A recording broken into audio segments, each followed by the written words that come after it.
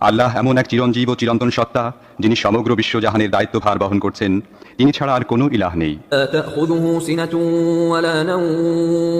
তিনি ঘুমান না এবং তন্দ্রাও তাঁকে স্পর্শ করে না। পৃথিবী ও আকাশে যা কিছু আছে সবই তার।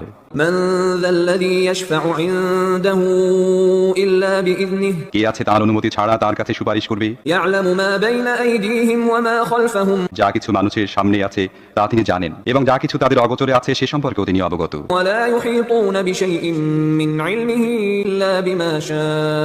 তিনি নিজে যে জিনিসের জ্ঞান মানুষকে দিতে চান সেটুকু ছাড়া তার জ্ঞানের কিছুই তার আয়ত্ত করতে পারে না।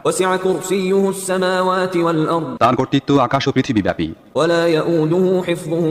এগুলোর রক্ষণাবেক্ষণ তাকে ক্লান্ত ও পরিশ্রান্ত করে না। মূলত তিনিই এক মহান ও শ্রেষ্ঠ সত্তা।